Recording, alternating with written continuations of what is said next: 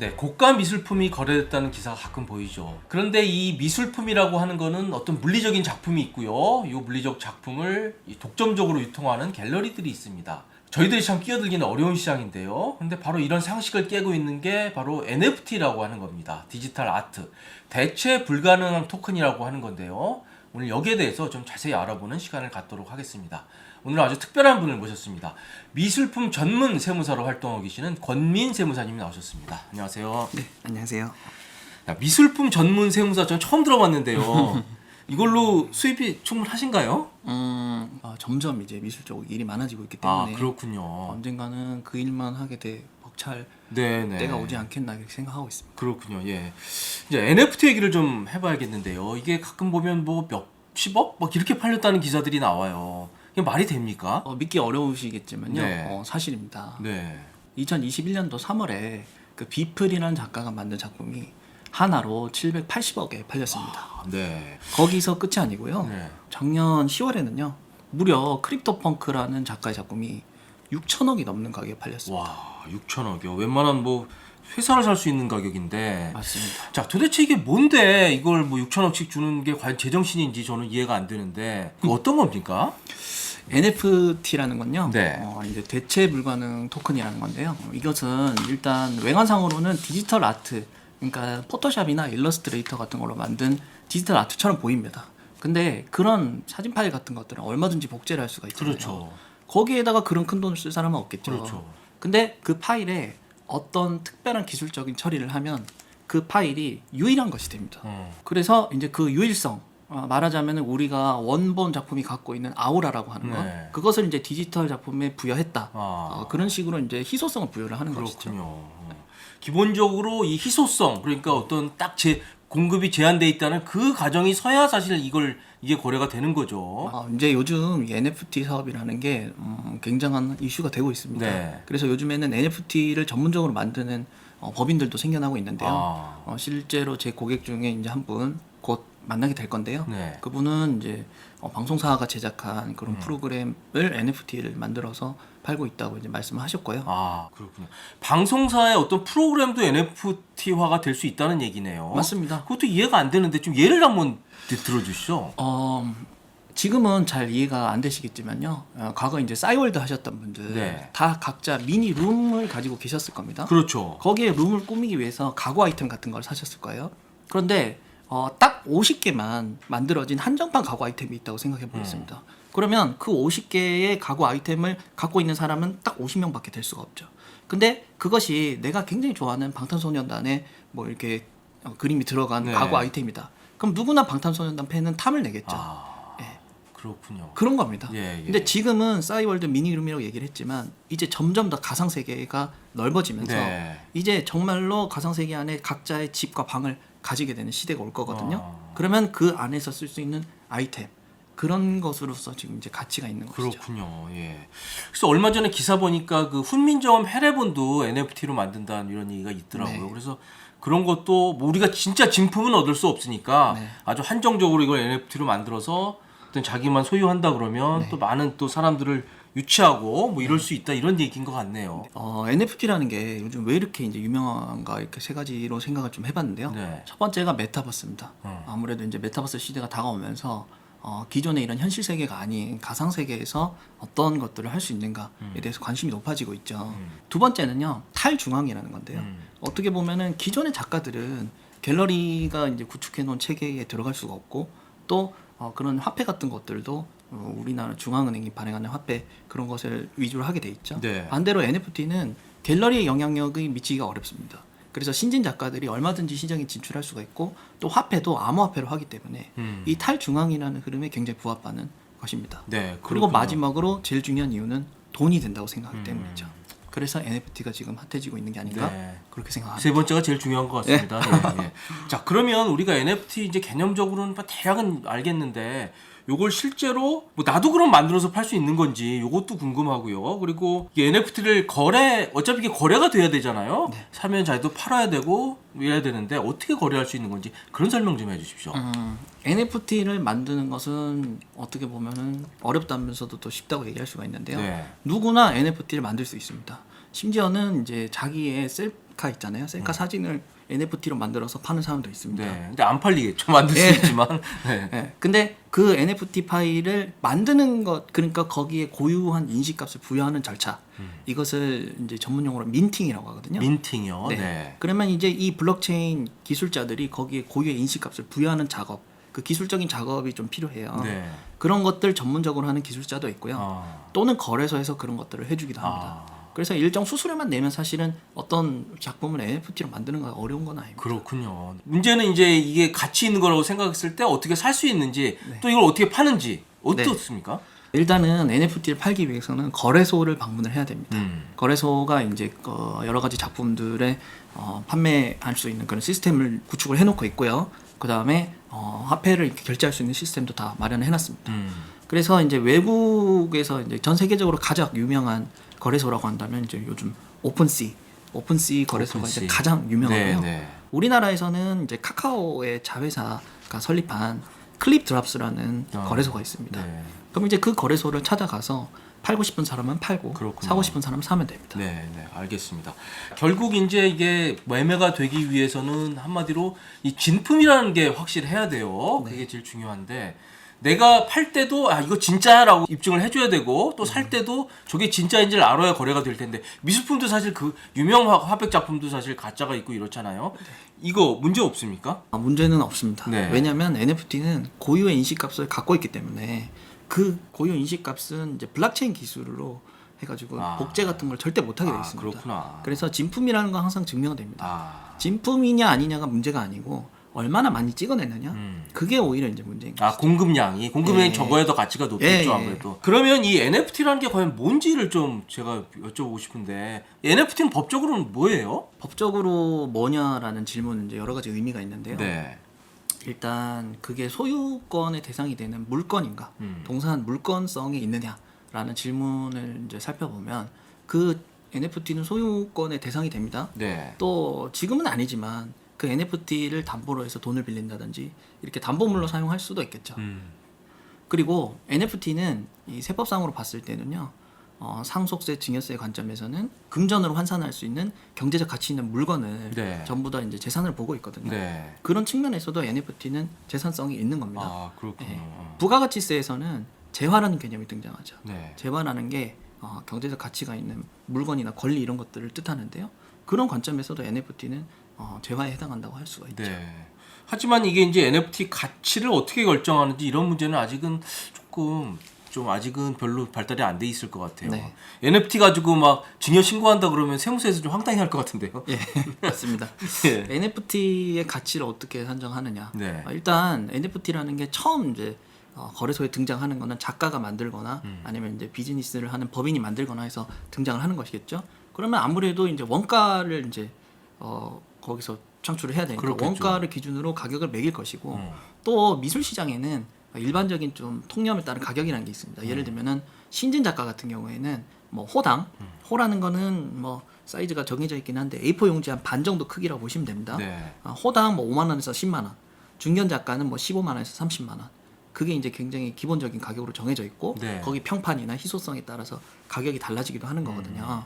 그러니까 NFT도 이제 거기에 만든 아티스트 그 아트 작품에다가 이런 호당 가격 같은 거를 적절히 가미를 해서 만드는 게 기본으로 보입니다. 네. 그렇지만 이제 어떤 작품들은 그런 것들과 관계없이 굉장한 가격이 이제 붙어 있는 경우도 많이 있는데요. 그런 건 아무래도 이제 시장 원리에 따라서 결정이 된다 이렇게 볼 수밖에 없겠죠. 네. 아무래도 남들이 더 선호하고 이런 것들은 가격이 높아지는 거고 또 NFT라고 만들었는데 안 팔리고 가치 없는 것도 아마 대다수일 겁니다, 사실. 네. 그래서 그런 거는 생각을 하셔야 될 것 같고 자, 우리가 너무 이제 좋은 얘기만 했습니다, NFT. 그런데 뭐 보수적으로 볼 필요도 좀 있을 것 같아요. 사실 이게 뭐 실체 잠깐 반짝 유행하고 말 수도 있는 거고 뭐 한계라고 할까요? 그런 리스크는 없을까요? 크게 두 가지라고 할 수 있습니다. 네. 첫 번째는 뭐냐면 우리가 기존의 그 오리지널 작품이 갖고 있는 어떤 아우라라든지 그다음에 이제 눈앞에서 느낄 수 있는 그런 신비적인 가치 그런 것들을 전혀 줄 수가 없다는 거죠. 그렇죠. 아무리 고유 인식값을 부여했어도 누가 봤을 때 말 안 하고 보면은 사진 파일이거든요. 그래서 기존의 가치책에 부합하지가 않아요. 그리고 기존 가치책에 부합하지 않을 뿐만 아니라 그 작품이 도트라고 하죠. 그 네모로 단추처럼 이렇게 만들어져 있는 완성도가 높지 않은 작품이라는 겁니다. 그런 측면에서 NFT라는 걸 왜 사야 될까? 그게 심지어 가치가 있는 상태라 하더라도 그 너무나 주고 있는 심리적인 만족감 이런 것들이 약하기 때문에 왜 사야 되는지 모르겠다. 네. 사람들이 이렇게 생각을 하고 있는 거죠. 예. 두 번째는 뭐냐면 그것이 가치가 있는다 하더라도 혹시 봉인 김선달이라고 하죠. 사람들이 다 이게 가치가 없다는 걸 알고 있는데 내가 호구처럼 속아서 산 건 아닐까. 그럴 수 조금 더 있죠. 고급스럽게 표현해 보면 기존 미술 시장에 대한 어떤 반작용으로서 이렇게 핫해진 것이지 정말로 가치는 이제 없는 거 아닐까.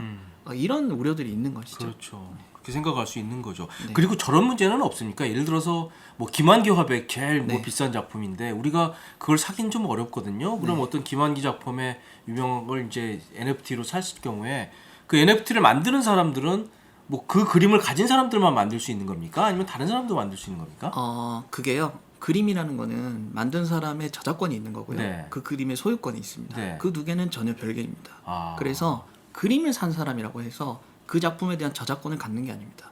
김한기 선생님 작품도요. 그 작품은 여러 컬렉터 선생님들이 가지고 있지만 네. 그 작품에 대한 저작권은 환기재단이라는 곳에서 가지고 있습니다. 그래서 김한기 선생님의 작품을 NFT로 만들려면 환기재단의 저작권법상 이용 허락을 받아서 만들어야 그렇군요. 합니다. 네. 주의하셔야 될 것 같습니다. 만약 그게 가능하다 그러면 뭐 무제한의 이 김한기 화백의 NFT가 네. 만들어지겠죠. 그럴 수는 없는 일이고요. 참고로요. 김한기 선생님 같은 경우에는 그 환기재단에서 그 작품을 NFT로 만드는 걸 허락을 했고요. 그래서 제가 알기로는 뭐 국내 대기업 전자회사들이랑 컬래버레이션을 해서 이렇게 TV에 송출을 시킨다든지 그런 사업도 하는 걸로 알고 있습니다. 박서보 선생님 같은 경우에는요. 오히려 당신 작품을 이제 절대로 NFT가 대체할 수 없다고 말씀을 하시면서 아직 살아계시잖아요, 박서보. 네. NFT 작품으로 만드는 것은 결코 허락하지 않겠다고 말씀을 하셨어요. 그러니까 박서보 화백님의 그 추상화는 절대로 현재로서는 NFT를 만들 수 없다. 네. 만약 그렇게 만들어진 거라면 그건 불법이고 가짜다 이렇게 생각하면 되는 거네요. 네. 여기서 알 수 있는 거는 NFT라는 거는 기존에 있는 저작권자가 허락을 해야만 만들 수 있다는 걸 알 수가 있죠. 중요한 얘기입니다. 예.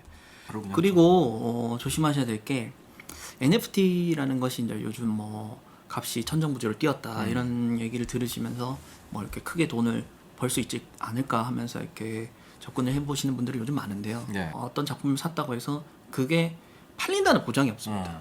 그래서 만약에 투자에 실패한다고 하면은 주식처럼요. 그냥 내가 100만 원 샀는데 80만 원 팔아서 20만 원 손해 봤다 이런 개념이 아니고요. 100만 원 사면 살 사람이 없습니다. 그냥 그 돈을 다 날리는 겁니다. 그렇죠. 그래서 NFT라는 걸 투자를 할 때 굉장히 조심해야 되고 그렇지만 내가 NFT를 꼭 투자를 해보고 싶다라고 한다면은 몇 가지 팁이 있는데요. 첫 번째는 이제 유명한 사람의 작품을 샀을 때 그나마 안전합니다. 네. 왜냐하면 사람들이 알고 있기 때문에 거기에 대해서 이제 가치를 부여를 할 수가 있고 또 사는 사람도 그 작품을 산 다음에 나도 어느 정도 가격에 팔 수 있겠지 네. 생각을 하면서 접근을 하거든요. 좋은 얘기입니다. 네. 작가도 중요하고요. 두 번째는 이제 국내 거래소에 가보면 내가 익히 알고 있는 원저작물에서 파생된 것들이 있습니다.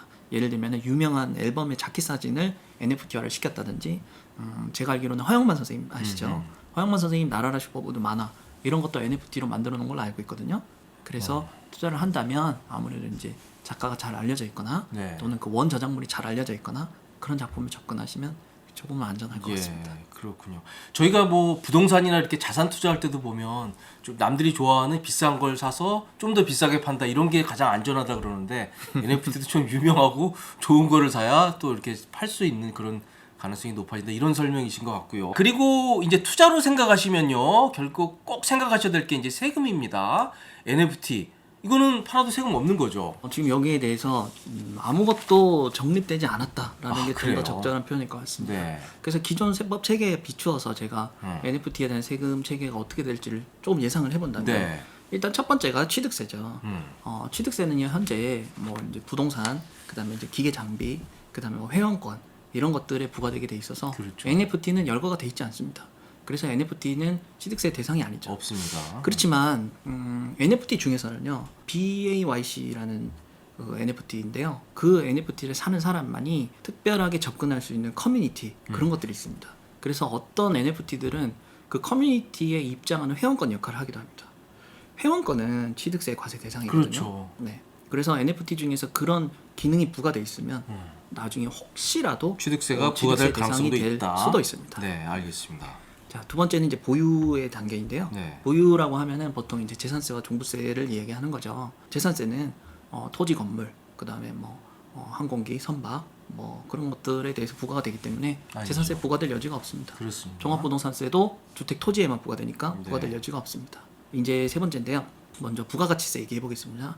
NFT 같은 경우는 지금 부가가치세가 부과될지 안 될지는 아직은 모릅니다만 모르는군요. NFT를 만약에 암호화폐 관점에서 본다면 그 NFT는 분명히 이 금전으로 환산해서 이윤을 얻을 수 있는 재화기 때문에 부가가치세 과세 대상이 되는 거는 네. 맞을 겁니다. 네, 네. 그런데 이제 NFT라고 해도요, 부가가치세가 과세된다고만 볼 수가 없는 게 예술 창작품 면세라는 게 있습니다. 예를 들면은 지금 이제 오리지널 작품을 거래하면 부가가치세가 전혀 과세가 안 미술 되거든요. 그렇잖아요. 예. 네. 그러면 만약에 NFT라는 거를 화폐 관점에서 본다면 부가가치세가 과세되겠지만 예술 창작품의 관점에서 본다면 부가가치세가 면세될 수도 있는데요. 네, 네. 그러면 예술 창작품의 요건이 뭘까? 한번 생각을 해보면 예술 창작품이라는 거는 남의 것을 베끼지 않은 물건으로서 저자 자신이 이제 생각을 해냈고 또 이제 어느 정도의 창작성이 있는 것, 이게 예술 창작품이거든요. 그러면서 사업자가 대량으로 만든 것, 그런 것들은 예술 창작품이 아니다, 이렇게 이제 표현을 하고 있어요. 네, NFT 같은 경우에는 그 NFT를 만들기 위해서 반드시 기술자들의 터치가 필요합니다. 그래서 이것을 기존에 있는 미술 작품에 이제 가해진 어떤 표구라든지 그런 것과 이제 유사한 어떤 후공정 처리라고 보면 그거는 미술품인 거고요. 네. 아니면 이것은 이제 그 기술자들이 이 고유값을 부여하는 이 처리가 핵심적인 것이기 때문에 예술 창작품이 아니고 이제 사업자가 대량 생산한 것이다라고 본다면 그 관점에서는 부가가치세가 과세가 되겠죠. 예, 예. 이 부분은 이제 앞으로 입법을 통해서 네. 좀 더 명확하게 해야 된다, 이런 생각을 하면 되겠네요. 네. 더 관심 있는 건 사실 우리가 남겼잖아요. 팔 때 그건 세금 없는 거죠. 여기도 이제 여러 가지 관점이 있습니다. 네. 만약에 법인이 NFT를 팔게 되면은 그냥 법인은 거기에서 돈을 벌었으면 세금을 내는 법인세 내는 간단한 거죠. 구조로 네. 되어 있습니다. 네. 이제 개인이 문제인데요. 개인도 보면은 작가가 NFT를 팔 때가 있고요. 컬렉터가 NFT를 팔 때가 있습니다. 그렇죠. 작가는 최초로 NFT를 만들어서 거래소에 내놔서 파는 사람이죠. 작가는 그런 작품을 만드는 게 자기 업입니다. 그래서 자기의 계산과 책임으로 계속 반복적으로 영리를 목적으로 계속해서 그런 활동을 하면 그거 사업소득이라고 합니다. 네. 사업소득으로 이제 분류가 되는 것이고요. 자, 다음으로 이제 컬렉터에 대해서 말씀드려볼게요. 컬렉터 같은 경우에는 NFT를 만들어내는 사람이 아니죠. 사갖고 파는 사람이에요. 그러면 그 NFT가 미술 작품이면 미술 작품으로 과세가 될 것이고, 만약에 이게 암호화폐다고 판단이 되면 암호화폐로 과세가 되는 것입니다. 네. 암호화폐에 대한 과세는 지금 현행법상은 시행은 하고 있지 않고요. 네. 2023년부터 하게 돼 있습니다. 네. 그래서 취득 가액에서 이제 판 가액 그 차이가 양도 차익이고요. 기본 공제 250만 원.